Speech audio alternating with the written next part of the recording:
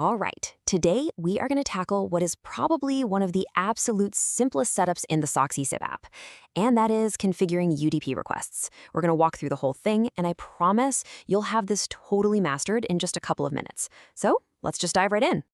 So first up, we'll get the app ready to go. Then we'll jump into the main event, the UDP configuration itself. After that's all set, we'll connect to a server, and finally, I'll show you how you can export and share your custom setup. Okay, let's get into it.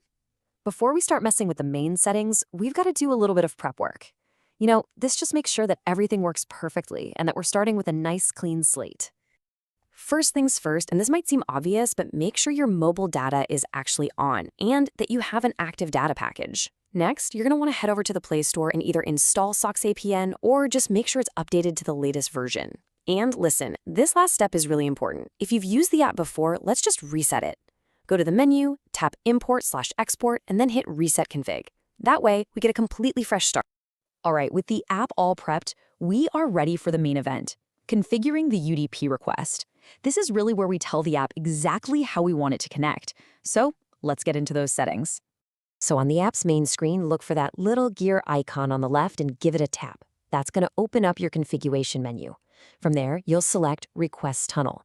You'll see this drop-down list with a bunch of different modes. The one we want is UDP Request. Then finally, tap on Configure UDP Request, and that'll take us into the specific settings window we need. Okay, so now that we're inside the UDP settings, the very first thing you need to do is check the UDP request type. Go ahead and tap on it and make sure you select Free Server. This is really the most important setting for this entire configuration. Next up, look for the option that says Binding.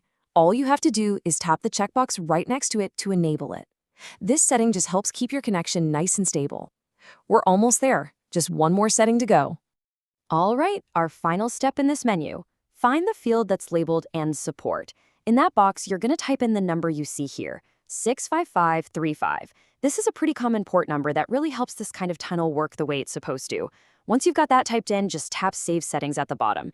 And just like that, the whole technical part is done. See? Easy. So our configuration is completely done. We've basically built the engine, and now it's time to turn the key. Let's go pick a server and actually get this thing connected. Okay, look for that little crown icon at the top right of the app and tap on it. This will load up a whole list of available servers. You can pick whichever one you like, but just a heads up, when you select it, it's going to ask you to watch a quick 30-second ad to get access. After the ad is over, head back to the main screen and hit that big Start button. Once it says you're connected, just open up a web browser and go to any site to make sure it's all working. So now that you've built a working configuration, what if you want to share it with someone else? Well, in this final section, we're going to cover exactly how to export all your hard work into a single shareable file, and even how to add some pretty cool security features to it. Okay, before you do anything else, and this is important, make sure you disconnect from the server first. Then, tap those three little dots up in the top corner and go back to Import or Export. Only this time, you're going to choose Export. A little window will pop up asking you to give your new configuration file a name. So, you've named your file. But hang on, before you hit Export, you've got options. You can actually lock this file down and control exactly how other people can use it. So how do you do that?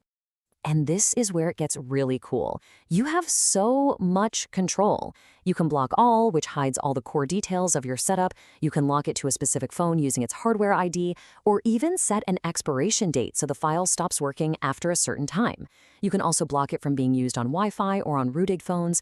You can even add a custom message that will pop up in the user's log. It's actually incredibly powerful. So once you've set all your locks and finally hit export, you'll need to go find the file, right? Well, just open up your phone's file manager, go to your internal storage, and look for a folder called SocksIP. All of your exported configuration files will be sitting right there waiting for you. So there you have it. We went from a totally clean slate to a fully configured, protected, and shareable file. You now know exactly how to build and distribute your own custom UDP setups. So I guess the only question left is, who are you going to share it with first? Thanks for joining this explainer.